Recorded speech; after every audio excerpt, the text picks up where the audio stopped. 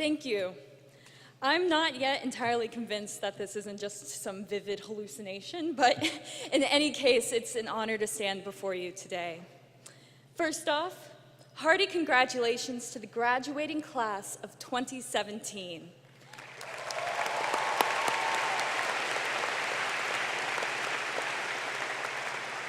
Today, we celebrate the innumerable achievements of the past 4 years, along with the countless achievements yet to come, the nature of which we can only guess at now. Perhaps you're headed off to graduate school, or law school, or medical school. Maybe you'll be moving to some busy city to start the career you've been dreaming of. You might be preparing to leave for some faraway place to volunteer your time and energy to an undoubtedly worthy cause. Or perhaps nothing is yet set in stone, and that's perfectly fine too. No matter what, however, there's bound to be a fair amount of obscurity, uncertainty, and even insecurity. Now, it's a fool's errand to attempt to predict the future, but it's an intelligent man's exercise to at least take note of possible indications of what may lie ahead. So, in search of some kind of sign of things to come, I went ahead and took the liberty of turning to the dictionary.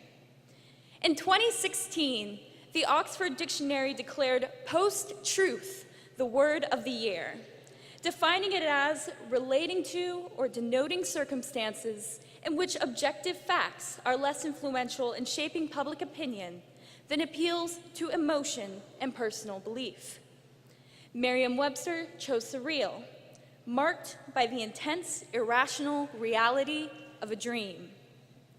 Neither of these indicators of the times seem to bode well for those of us here today. After all, we've just dedicated the last however many years at William & Mary to mastering the pursuit of truth, only now to learn that we're apparently beyond that. And the only thing that could possibly be described as surreal on this campus is swim during finals. If we accept these recent conditions as guaranteed precursors of the years ahead, then we must ask ourselves some perhaps troubling questions. What does it mean to graduate from an institution such as this during times like these?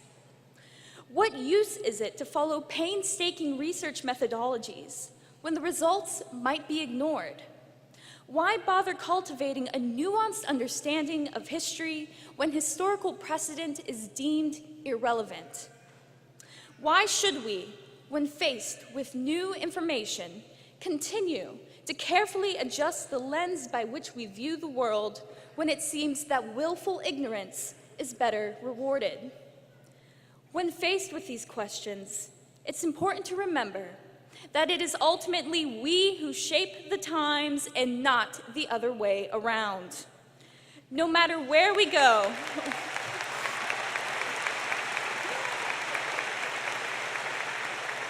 no matter where we go, and no matter what we do, the skills that we've refined over the past years are useful, valuable, and absolutely necessary.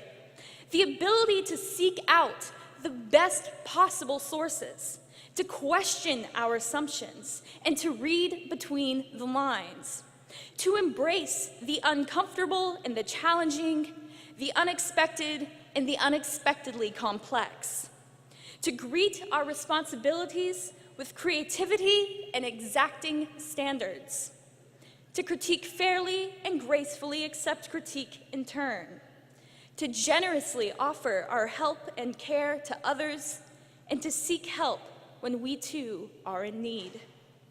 We have the right and the obligation to carry these skills with us as we leave this campus and remain uncompromising in our dedication to the principles of this institution, which, like all institutions, is not ultimately composed of brick, mortar, or even royal charters, but rather of people, of us, our intentions, our expectations, our values, and our presumptions. To be cynical, to resign ourselves to a world defined by the surreal and the post-truth, to assume that the way things are is the way they'll always be is to deny ourselves and our fellow man the opportunity to thrive and excel. Any and all institutions are only as good and as strong as those who participate in them. And people are only as good and as strong as the values by which they lead their lives.